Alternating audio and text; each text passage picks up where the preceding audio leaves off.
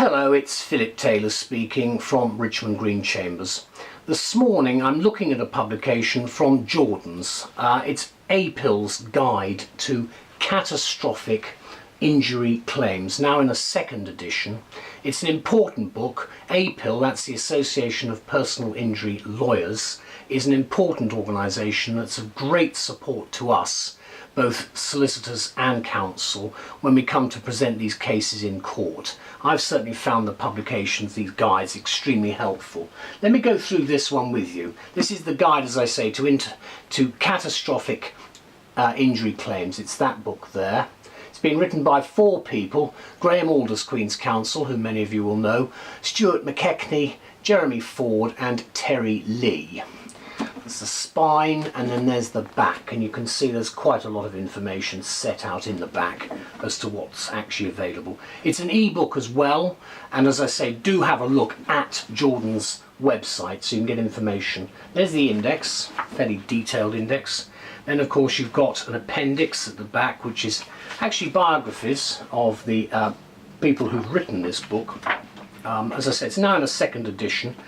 It's got an interesting structure. For instance, let me just show you this chapter. You've got the chapter heading on quantum there. You've got paragraph numbering, which you can probably see at the sides. There are in fact some, you can see there's some footnotes, not too much, but there's a reasonable amount of footnotes. There are also useful references at the back of most of the chapters which give you further reading, so it's not just a question of having the basic book. You've got actually leads that you can follow up. That gives you an idea of who's been involved, because there are a lot of people involved in this which I'm not going to mention by name, but you can see it's a large number of people who've covered specific areas. There's a major little statement about APIL. Then you've got the contents itself, and you then chapter headings, just to flick through very quickly. Then you've got a table of cases there. You can see the table of cases. These are difficult cases, a lot of these. Do have a look at the introduction, because it is actually well worth reading to get some idea of what you're actually going to be looking at when you look at this guide. And just before the introduction there is a table of abbreviations which I find very helpful. There are in fact some photographs as well which give you some indication. That gives you an idea of what a stroke victim's brain looks like from an MRI scan. What you've got here though I think is a very useful guide, both for advisors and for people involved who are not necessarily fully qualified lawyers, because obviously there are a lot of people who are part of the litigation process, and I think they will benefit from reading a book of this sort. Now, we've given it a review which is on the web and in the journals, and we've said, as always, the best practice guide to catastrophic injury claims, which comes from APIL.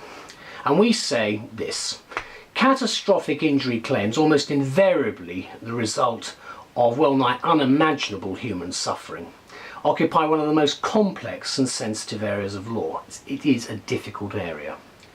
This new and enlarged second edition of what is a highly regarded text in our view from Jordan's provides practitioners in this field with best practice guidance on case management as well as practical help in dealing with such matters as expert evidence, which is obviously very important here, and damages, as well as the analysis of primary source material. As I've indicated, the references are very helpful, I think, in that regard, because frankly as barristers we have to rely on the experts to quite a large extent. If you can understand some of what they say, you're better than I am sometimes, because they do talk in their own language, and they of course feel that we talk in our own language as lawyers, but that's by the by. The 4 general editors who I've mentioned earlier are all experts in this field, and are careful to point out that catastrophic injury is unlike any other injury in that there is no possibility of a return to former good health, and that as a result of the injury the claimant's life has been changed forever. That's the basis of where we start off. Such cases are protracted, and they require sensitive and expert management throughout. I've done some of them, and I'm aware of the huge amount of time that can elapse before you finally get a settlement. This guide, therefore, I think emerges as an essential acquisition for any professional involved in catastrophic injury claims. And I've said it's wider than just the legal profession. I think it's a much wider area, and it gives a very good grounding as to how we deal with this sensitive sort of case. The editors, as I say, who are all experienced practitioners, lead a team of 10 additional contributors whom I mentioned earlier, not by name but just showed the names.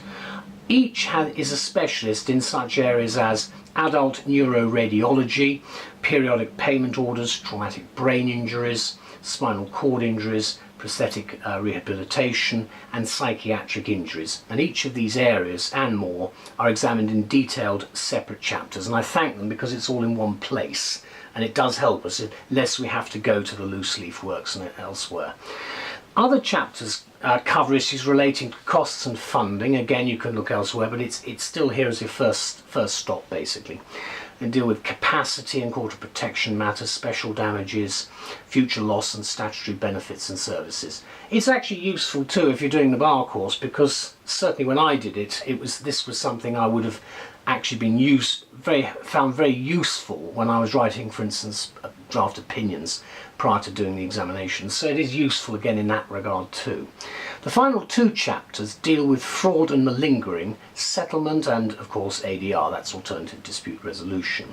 Seasoned practitioners will be especially interested here in the section on refusal to mediate. And I'll say something on that because not all cases can be mediated.